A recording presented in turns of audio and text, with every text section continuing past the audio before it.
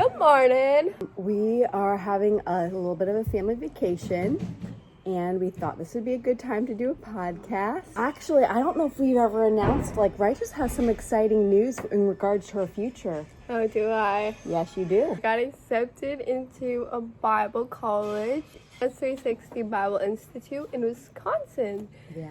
So it starts August 22nd. Yeah. So we are really excited for her, but also sad to say goodbye. But we're just choosing to treasure every single day that we're a family of 6. And even this podcast, I feel like Mama Mia and her mini me, I will always get to look back on them if I miss her. And I'm like, oh, we were talking about this and that was going on at the same time. Yeah, but I thought this started off just to know, there's a countdown, just a few more months. That happens, and that's exciting. And then maybe she will do her own podcast. Who knows? Yeah, who knows? Talk about college life. In another chapter, this chapter was chapter 7. Yeah. Are you following cancel culture? So I said, a quick little note, I think. Or a quick little quote first. Mm-hmm. If we are too scared of making a mistake to talk, to ask questions, even to be wrong, every once in a while, how will we ever grow? So and then a note to go with that is how it's so easy to follow and unfollow those actions affects others. So she was talking about you can follow someone on social media and then say you unfollow them, how that affects the person that you're unfollowing, because they're trying to get up to a certain number of followers for different things, but how easily we could just follow someone and unfollow them. Yeah. And how that could make someone go into depression for so sure. easily. Affects them negatively. So it's we need to be careful who we follow and then unfollow, because it does affect them. Right. What I remember reading about was talking about how America had this push to full tolerance for everybody, their truth and what they think about themselves. You need to allow and be tolerant, and just because you don't agree or have the same beliefs doesn't mean you need to argue about it. I think this was really strong around the Black Lives Matter time, and it was interesting to hear Kenyon's perspective of that time. A lot of them were how come athletes that have finally gotten to go show how gifted they are would take a knee at the national anthem? For Kenyans, they're even though they know that there's things that are not right in their country, there's a lot of bribes, there's a lot of corruption, they still have a pride when it goes to their national anthem. Yeah. As a Kenyan, they're proud to be Kenyans. So they were just really shocked. So I remember talking to Irene, our house helper, and I was just explaining America really does have the freedom of speech. So people are allowed and have that freedom to even say I'm going to set fire to the American flag, all that kind of stuff. And she just couldn't believe it. She thought that was too extreme of the freedom of speech. It was just very interesting, that time period. Your relationship with Jesus needs to be a commitment, not a convenience, was one of her quotes. And I was like, wow, that is so powerful. And I think it's something that so many of us we're oh yeah, I didn't get my Jesus time this morning. I didn't get my prayer time with him. And how we need to be committed to that, and that needs to be at the forefront. That needs to be everything. It needs to not be oh, I have time right now, so let me pray for the person I said I was going to pray for. You need to make that time that you are dedicating to be committed to praying. And something one challenged me without even knowing they were challenging me was oh, I need to go pray. And so they went and prayed. And when I do that too, but I always be okay, maybe I'll pray for a certain number of people, so then maybe they'll end up being 3 minutes. But for this person, he came back and was oh yeah. I was so were you praying for 20 minutes? He was yeah, but I left early because I needed to go prepare for this other thing. And I was just thinking how for me when I pray, I'm 3 minutes, that's a long prayer. But for him, he went and prayed for 20 minutes with a group of people, and he left early. And so that made me challenge myself oh, I need to be more intentional in my prayer for others and for myself if I want to grow. And so that really challenged me of you need to make that time and not be I have the time. Yeah. What I feel you're saying is your relationship with the Lord and the time you spend in prayer and the time you spend maybe reading the Bible to hear what God is saying, that is more important than your political party. That is more important than your citizenship, you know. It is, Jesus matters more than anything else. He matters more than the things you're studying, even though that's hard to believe. Like, I need to put time into studying. You need to put just as much time into the Lord. Or when you put time into the Lord, that helps you to go through your day and with your studies. That's the thing I found is, like, I was always like, I can't read my Bible because, like, I have to do this paper. I have to read this other book. But then I felt like when I decided to actually make the time and be like, okay, I'm going to start my morning off with the Bible and with praying for others, then that really carried me through the day of being able to be like, I can do this. Yeah. And I think with the Lord's strength, then we realize, like, we don't need to cancel things out that we don't agree with.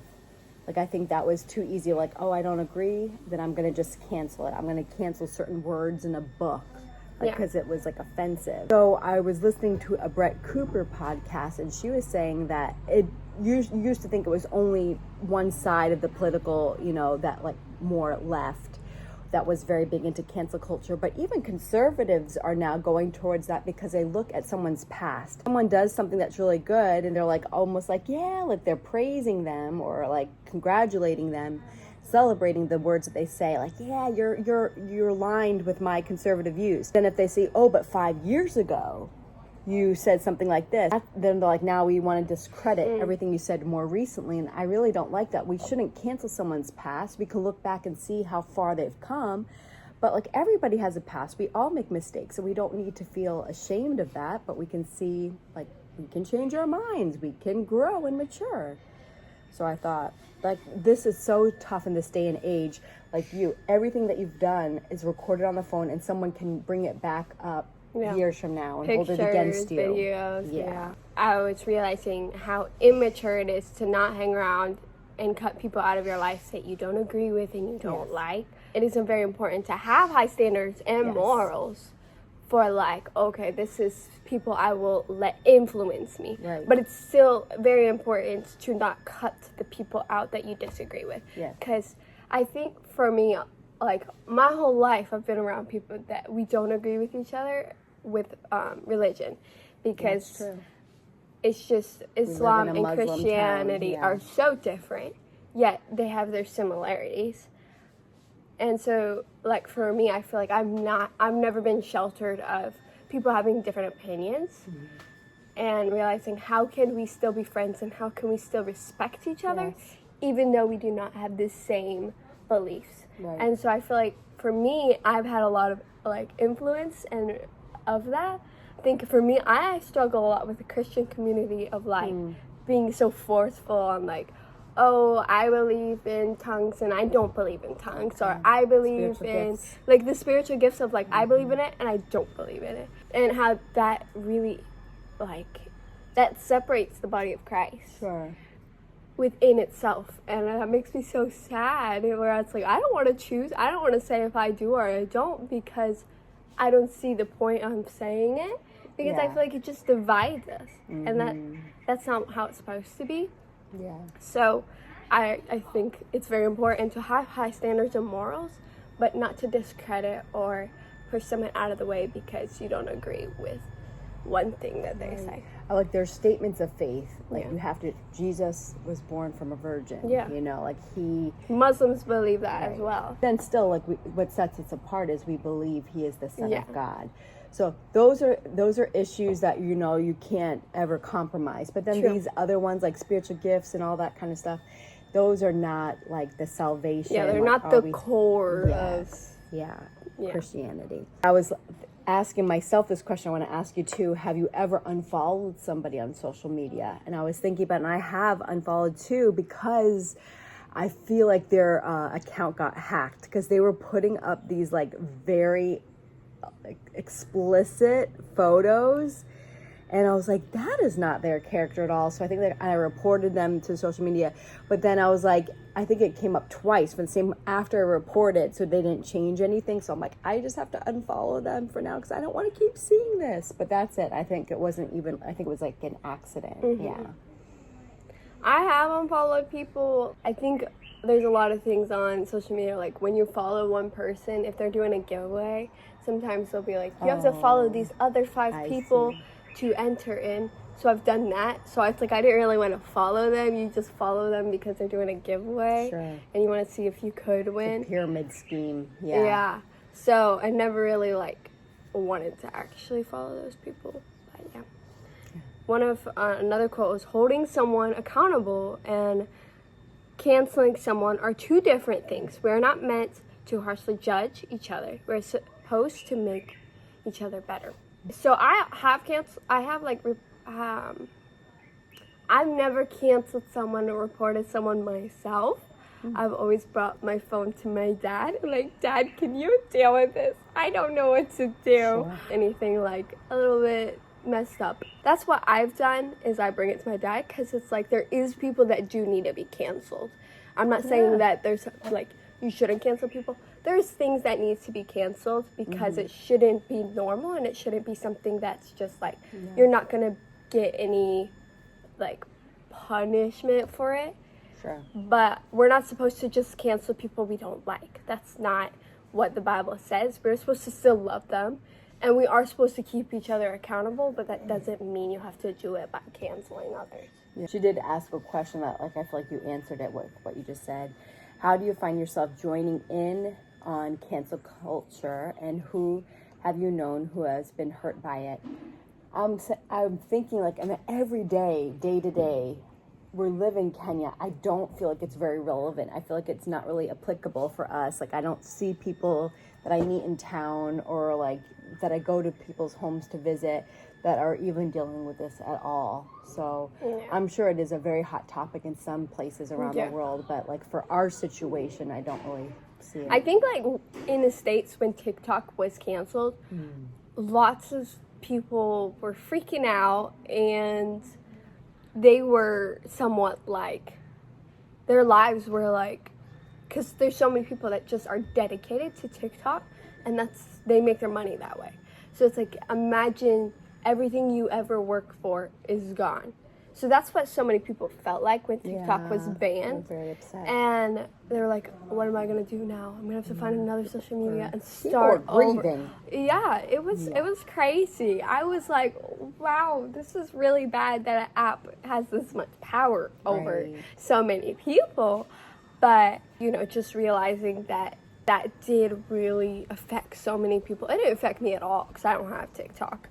But for so many people that affected them, and you saw it. You didn't only like know that TikTok was banned, but you saw the effect of 18 hours.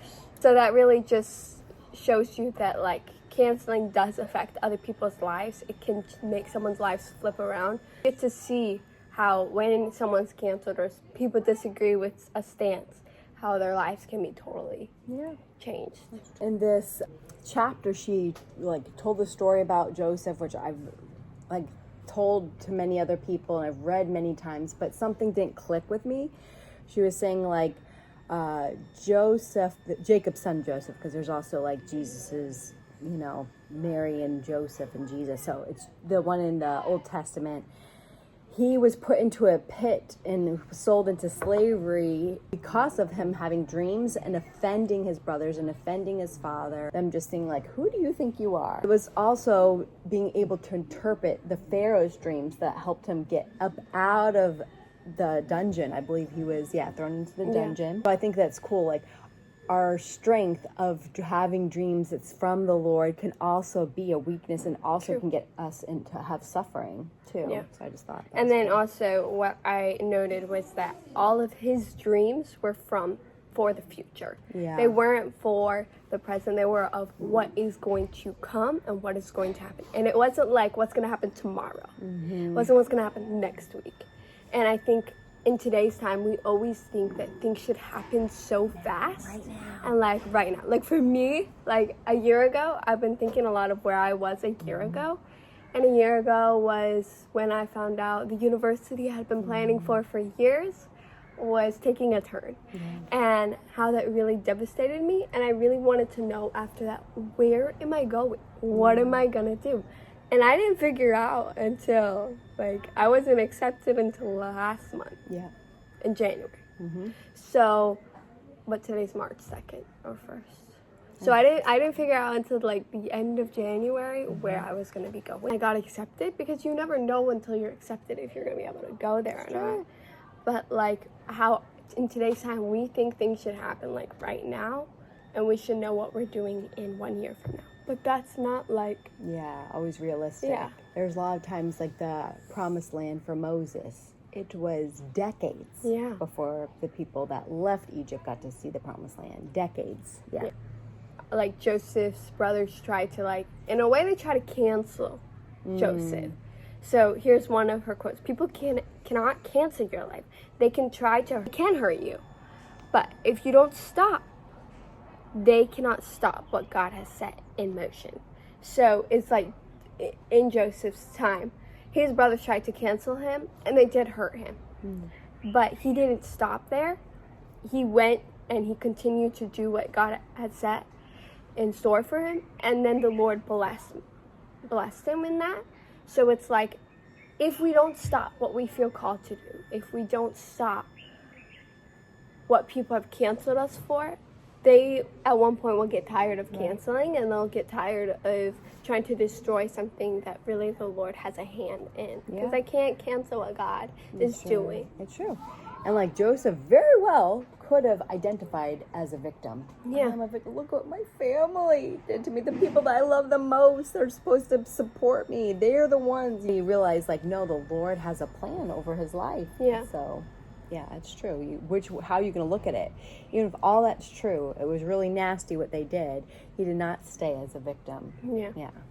And then another thing was Jesus was the most canceled. Jesus has been dead for years, so why fight unless? So it really was like a question of like, Jesus has been the most canceled person in the history. world. In history. And we're still talking about him, and it's been hundreds of years since he's been dead.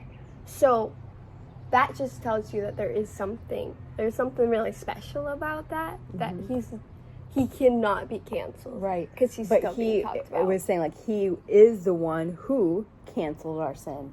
He canceled our past. Even the death, like, we will all die one day, but it's canceled because we will have eternal life. Yeah. That was canceled, giving us a hope for our future. Yeah.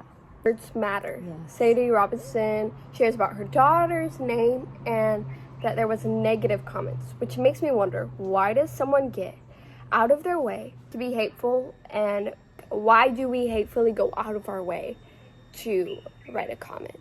And how that's just in us of wanting to put others down to make us feel better. Sure. And that's not Christ-like. That's not what he has for us.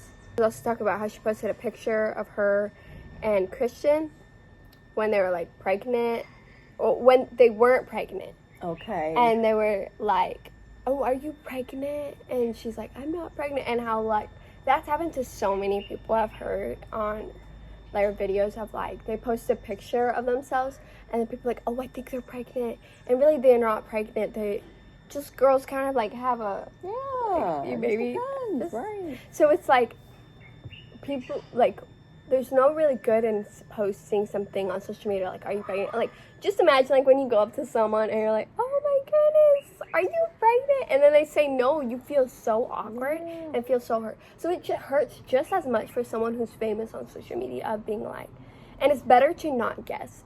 It's better to go to the person and say, hey, like, I got this thought, or I think that you're pregnant. Don't do it in a public setting, like asking if someone's pregnant. Right. Or like if someone did something that bothered you, it's not always good to confront them in a group setting or something you notice. It's humiliating. It's better to go up to the person and say, hey, I recognize this. What's going on? Instead of wanting to like do that, because then you don't have their best intentions in mind. Yeah. You're wanting to put them down. Yeah. And that's not and what we're sometimes told you don't to do it knowingly. Yeah. It can be innocent. So it's but always still, good yeah. to, it doesn't matter who it is, to go to the person directly and not to make a realization about someone in public. That just always think, how would I feel if someone said that about me in a public setting? Right. You know, like, what if you posted a picture and someone's like, are you pregnant? Like, no, I'm not pregnant. You know, like, that would be hurtful. Like, oh, they think I'm fat, or that I have a,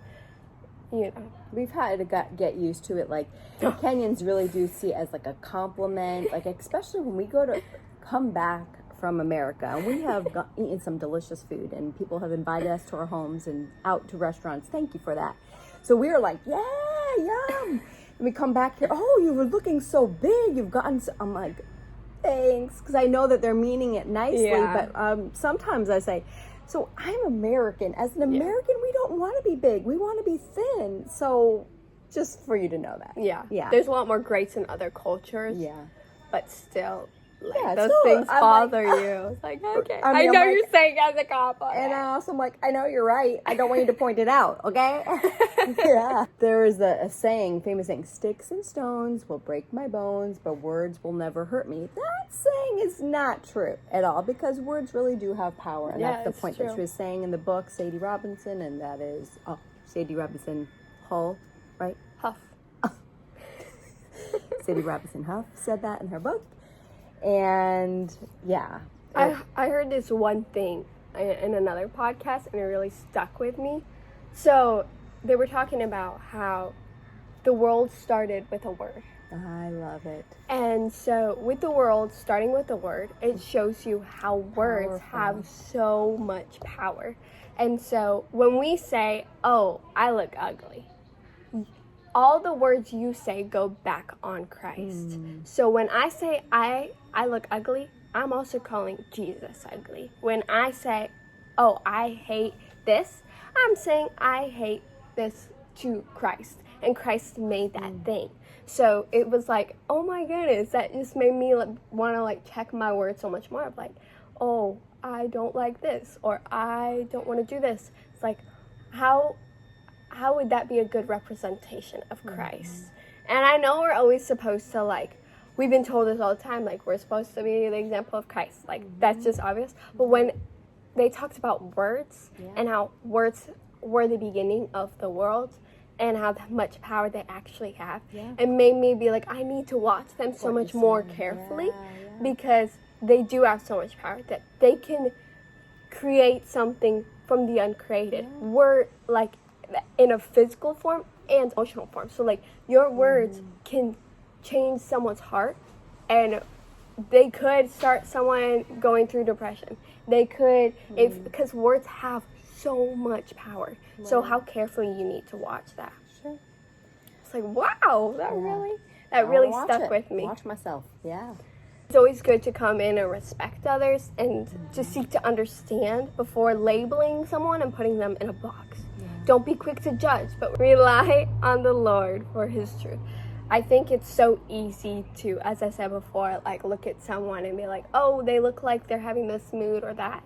And it's not always good to do that in public format. It's better to go to them in person and be like, hey, I noticed you look sad today. Is there anything I can do to help? Things like that really mean a lot, but not in a group setting, is what I've learned. And it's always good to go and ask them before labeling them, because labeling is not fun, and putting someone in a box feels so trapped. Imagine if you're claustrophobic, just being squeezed between the wall. It's like you feel so trapped and so out of control. So it's so much better to let the person be able to be free and be who they are without. Amen. And rely on the Lord for His truth, not your own truth, not what you think, because your opinions can change all the time, what you believe in of this topic or that topic, and your stance of things. But His truth will never change. Yeah. Amen. The one only other thing I would add is nothing to do this deep. Is our podcast is Mama Mia and her mini me, and the mini me last month got a new piercing. that like to match, so that even more. I have a little nose ring right here. She got one on that side. So she has a YouTube channel with her sisters. You can check it out because they did a YouTube video of her actually getting it, how it's done in Nairobi, Kenya. So it's fun. Scary. Yeah, it's pretty fun. Check it out. Hope you have a great day. Thanks for listening. Till next time. Bye.